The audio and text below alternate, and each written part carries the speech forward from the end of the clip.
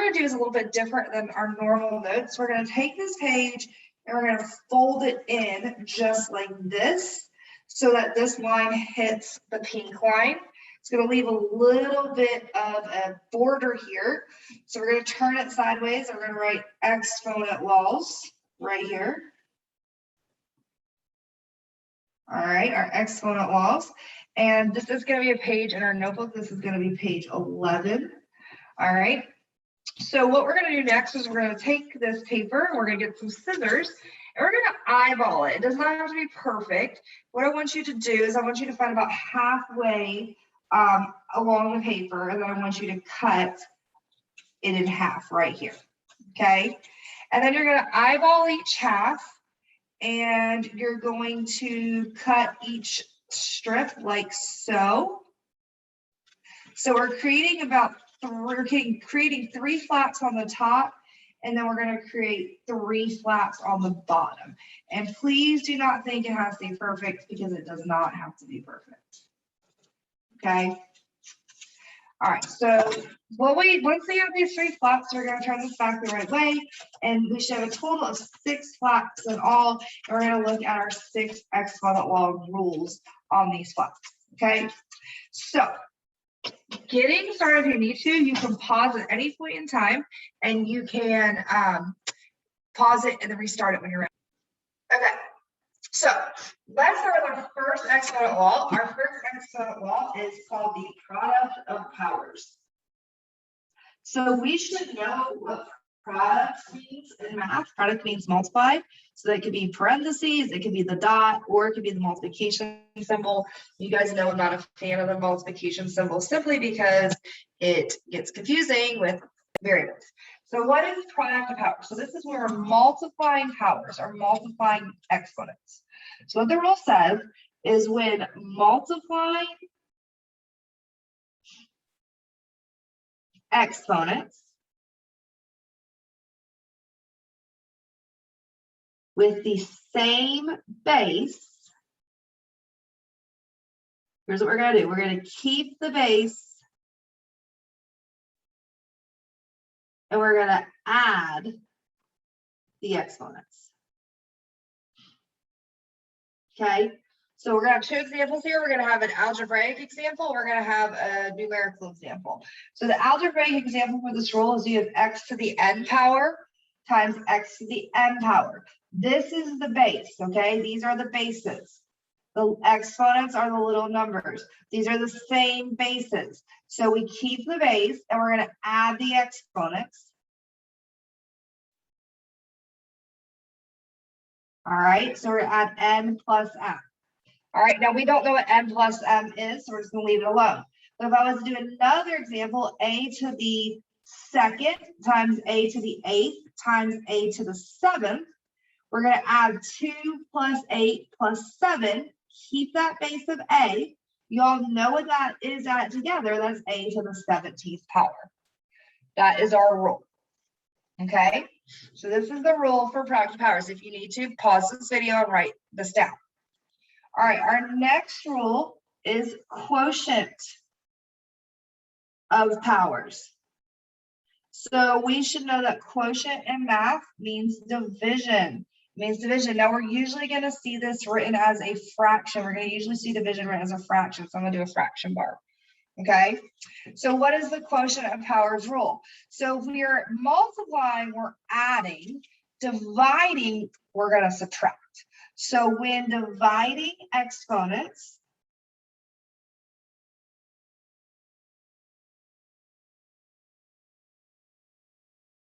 with the same base, here's what we do. We keep the base and we're going to subtract the exponents. Okay, so our algebraic example is I have x to the m divided by x to the n. What we're going to do is our answer would be we would subtract these from each other. Okay, so our numerical example, if I had b to the 10th divided by b to the 4th, we're going to keep the base b. We're going to do 10 minus 4. We're going to get b to the 6th power. Okay, and that would be my answer. All right, so when we are multiplying, we add. When we're dividing, we subtract. All right, our next rule is a really kind of easy rule, and that rule is about zero exponents. So I'm going to go ahead and do zero exponents next, so it helps you guys out. Okay, so what is the zero properties of exponents? The zero property of exponents. Probably our easiest and our favorite rule. And that rule says any number or variable that is a base raised to the 0 power is 1. So we want to say it's 0, but it's actually 1.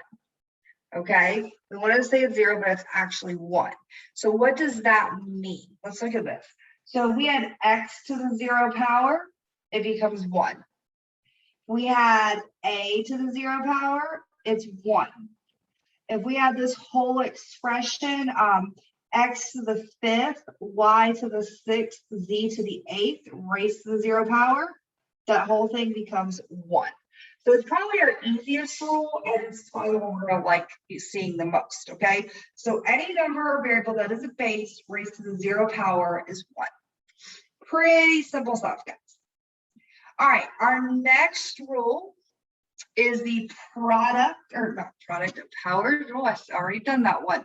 The power of a power rule. So it's the power, right, like this. Power of a power rule. So it's when we're raising a power to a power. Okay, power of a power rule. So what does that rule say? Okay. When raising a power to a power, multiply your exponents. So what does that mean? When raising a power to a power, multiply your exponents. Let's look at some examples of this. Also, again, I know I'm going quickly, but if you need to, pause this video. Okay, so our algebraic example is if I have the power x to the n raised to the m. What we're doing is we're multiplying. And y'all, this one that you need to understand, this whole thing is called a power. Okay, so you've got the base, you've got the exponent, the whole thing is called a power. So a power raised to a power. So what we do is we multiply them, we get n times m. So our algebraic example is if I have a to the 5th raised to the 6th, we're going to multiply those and get a to the 30th power. Okay, I'll do one more. If I have 2 to the 3rd raised to the 4th, we're going to multiply those. I have 2 to the 12th power. Okay, that is the product of our power of a power. All right, our next rule is built on this rule and these two rules at the top, and that's power of a quotient, which we know is division, or product, which we know is multiplication. Again, I'm doing parentheses, all 3 symbols. All right, power of a quotient or product. Okay, so what does that rule say? It builds on these other two, and it basically just says to find a power, the power of a quotient or product, multiply all terms in parentheses by the exponent. So let me write that out. What? To multiply, or to find the power of a product or quotient multiply the exponent of all terms in parentheses by the outside power. So what that means, okay, again, I know I'm going fast, so if you need to pause this video. All right, what does that mean? That means that if we have, for example, x to the n, m, well, the m to the d raised to the k power. All right, we're going to multiply both of these by k. So we get x to the nk, m to the dk. Okay, now I know that's really confusing with all those letters, so let's look at it with some numbers and letters. So if I have 4x to the third, and we're raising this to the second power, what we're going to do is we're going to multiply the 3 and the 2, and guess what? This 4 is to the first power, even if I don't see it. So we're going to multiply the 2 and the 1. So this really means 4 squared x to the 6th power. And you guys know that 4 squared is 16. So this becomes 16x to the 6th power. Okay, another example. If I had a to the 8th, b to the 6th, and c to the 2nd, and I'm raising all this to the 3rd, we're just going to multiply each of these exponents inside by the exponent on the outside. So I have a to the 24th, b to the 18th, c to the 6th power. And that is how we do product parts. It would be the same thing if it was a division problem. I know I didn't put a division problem on there, but we would multiply everything in the numerator, all the exponents in the numerator, and all the exponents in the denominator. Okay. And our last rule we're going to talk about is our negative exponents properties. Okay. Our negative exponent properties. So we'll put a little negative out front.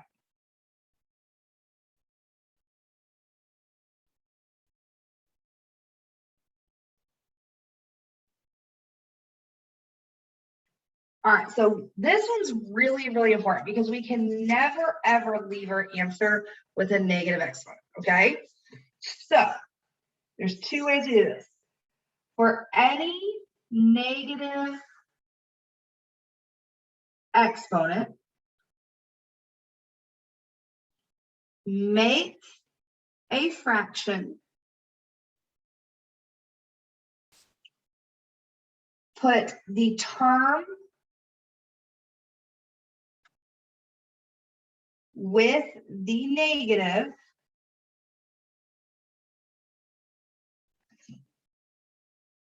in the opposite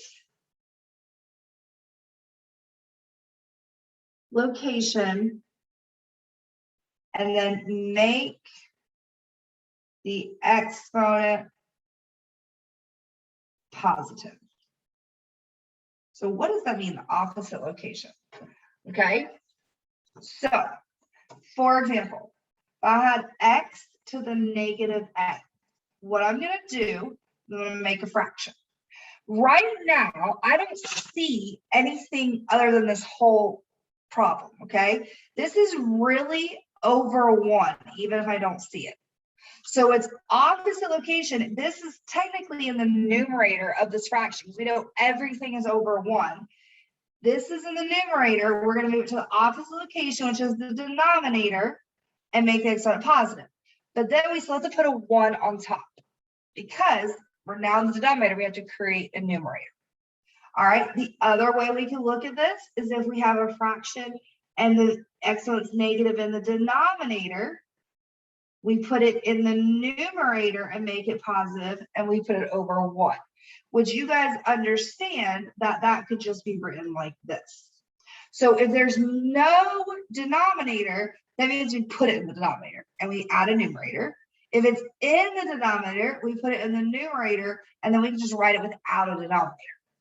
So an example of this would be if I had a to the negative 7th power. We're going to put it in the denominator. We're going to make it positive. We're going to put a 1 on top. Okay. Another example, what if I had x to the negative 5th divided by y to the negative 2nd? Okay, so we make our fraction. We're going to go opposite locations. This is in the numerator, so we're moving it to the denominator and making it positive. This is in the denominator, so we're moving it to the numerator and making it positive. And that's an acceptable answer because there's no more negative exponents. Okay, so this video goes over all 6 of our rules rather quickly. I know that, but now we all have them in one place on page 11 of our notebook. And then what you're going to do is you're going to start with your lessons on this page, okay? So please check this out. Make sure this is in your notebook because these rules are important. And I look forward to practicing these with you in our class sessions. Have a good day.